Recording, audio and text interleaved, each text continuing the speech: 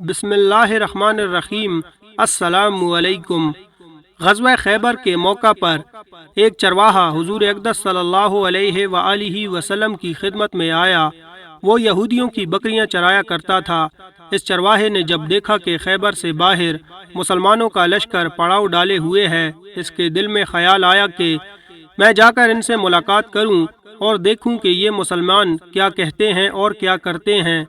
چنانچہ بکریاں چراتا ہوا مسلمانوں کے لشکر میں پہنچا اور ان سے پوچھا کہ تمہارے سردار کہاں ہیں؟ صحابہ کرام نے بتایا کہ ہمارے سردار حضور صلی اللہ علیہ وآلہ وسلم اس خیمے کے اندر ہیں۔ پہلے تو اس چرواہے کو ان کی باتوں پر یقین نہیں آیا۔ اس نے سوچا کہ اتنے بڑے سردار ایک معمولی سے خیمے کے اندر کیسے بیٹھ سکتے ہیں؟ اس کے ذہن میں یہ تھا کہ جب آپ اتنے بڑے بادشاہ ہیں تو بہت ہی شان و شوکت اور ٹھاٹھ باٹھ کے ساتھ رہتے ہوں گے، لیکن وہاں تو کھجور کے پتوں کی چٹائی سے بنا ہوا خیمہ تھا۔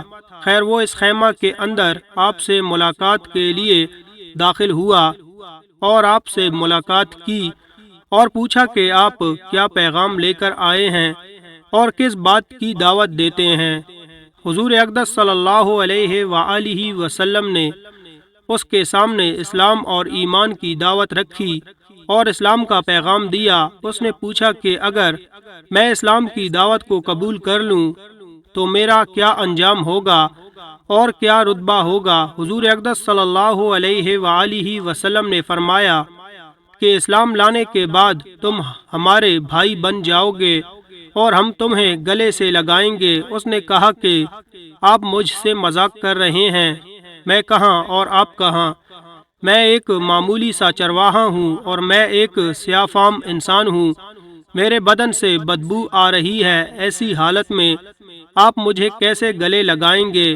حضور اقدس صلی اللہ علیہ وآلہ وسلم نے فرمایا کہ ہم تمہیں ضرور گلے سے لگائیں گے اور تمہارے جسم کی سیاہی کو اللہ تعالیٰ تابانی سے بدل دیں گے اور اللہ تعالیٰ تمہارے جسم سے اٹھنے والی بدبو کو خوشبو سے تبدیل کر دیں گے۔ یہ باتیں سن کر وہ فوراً مسلمان ہو گیا اور کلمہ شہادت پڑھ لیا۔ پھر حضور اقدس صلی اللہ علیہ وآلہ وسلم سے پوچھا کہ یا رسول اللہ صلی اللہ علیہ وآلہ وسلم، اب میں کیا کروں؟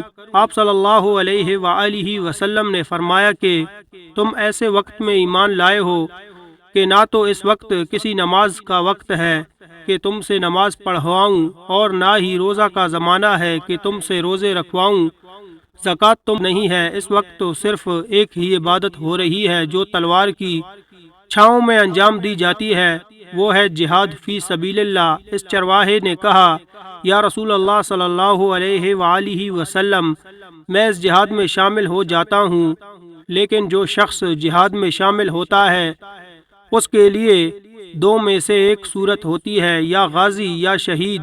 تو اگر میں اس جہاد میں شہید ہو جاؤں تو آپ میری کوئی ضمانت لیجئے۔ حضور اقدس صلی اللہ علیہ وآلہ وسلم نے فرمایا کہ میں اس بات کی ضمانت لیتا ہوں کہ اگر تم اس جہاد میں شہید ہو گئے تو اللہ تعالیٰ تمہیں جنت میں پہنچا دیں گے اور تمہارے جسم کی بدبو کو خوشبو سے تبدیل فرما دیں گے اور تمہارے چہرے کی سیاہی کو سفیدی میں تبدیل فرما دیں گے۔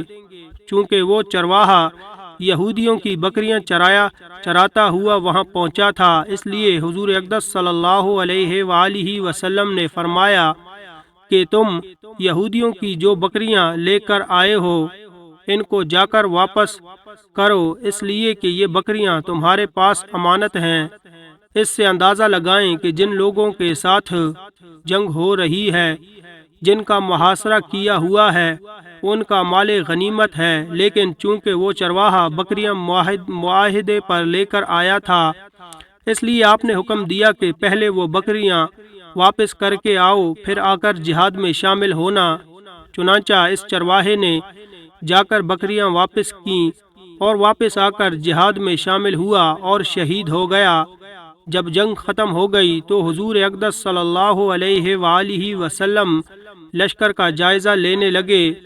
ایک جگہ آپ نے دیکھا کہ صحابہ کرام کا مجمع اکٹھا ہے۔ جب آپ قریب پہنچے تو ان سے پوچھا کہ کیا بات ہے؟ صحابہ کرام نے فرمایا جو لوگ جنگ میں شہید ہو گئے ہیں ان میں سے ایک آدمی ایسا بھی ہے کہ جس کو ہم میں سے کوئی نہیں پہچانتا۔ آپ صلی اللہ علیہ وآلہ وسلم نے فرمایا کہ مجھے دکھاؤ۔